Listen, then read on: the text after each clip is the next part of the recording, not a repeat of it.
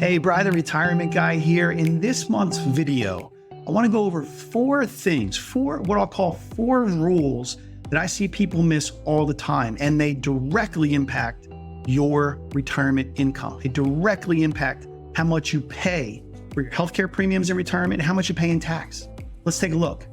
We'll call this the 4 rules of retirement. There are 4 distinct federal regulations or rules that have altered how financial plans will impact both your Social Security as well as your health coverage in retirement. And you may not be aware of these, so let's look through them. Rule number 1, you do have a mandatory expense. That mandatory expense is for your health care.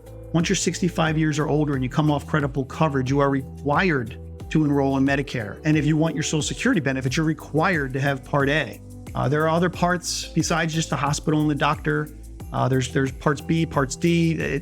A Medicare conversation in its entirety is beyond the scope of this short little video, but you have a mandatory expense, and it's very important. I'll share with you, it's very important that you know what that expense is, because that expense is not based on how much you use healthcare and how often you go to the doctors. That expense is actually based on your income. Look down below. The cost for the one thing you must have in retirement, Medicare, just happens to be based on your income. And within Medicare, there's this thing called the IRMA rule, IRMAA, the income-related monthly adjustment amount. And it's essentially a surcharge is added to your Part B and D premiums if Uncle Sam or the government thinks that you earn too much. The definition of income that drives this surcharge tax is extremely broad.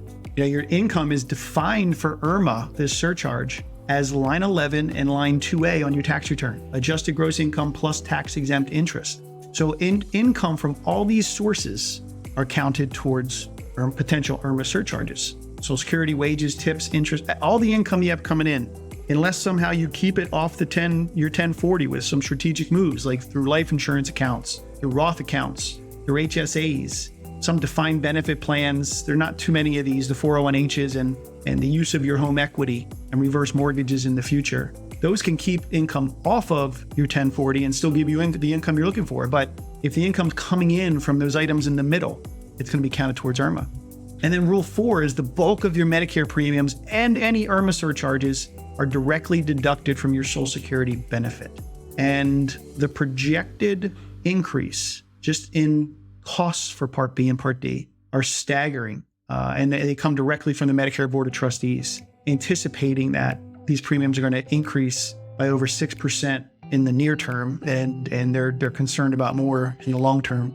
And the challenge is that your Social Security benefits, which are tied to COLA adjustment as well, are not expected to be any higher than over 2.4. So a quick visual that kind of shows the impact of these 4 rules.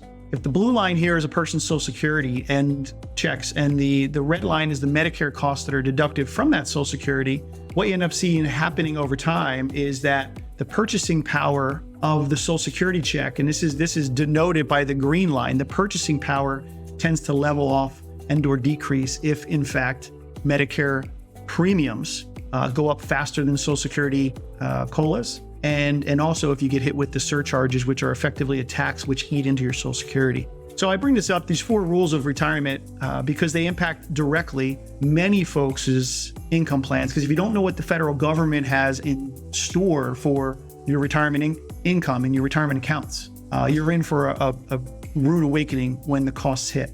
So as we summarize, there are some really nice tools that I use in the office and with clients, some good software that can show the overall healthcare costs through retirement and whether you're going to bump up against some of these problems. We have some other tools that are incredibly valuable when we look at it from a tax perspective and how to unwind or reduce the taxes that you owe Uncle Sam. You do have to pay those, but reduce the cost of those and the size of those over time. And at the end of the day, all of that work is intended to keep more money in your pocket and keep more money in your family's pocket. So if you have any questions or if you want to see how those tools can be used for you, let me know. You can look down below. Just contact us, contact me. And as we wrap up, here's to your retirement.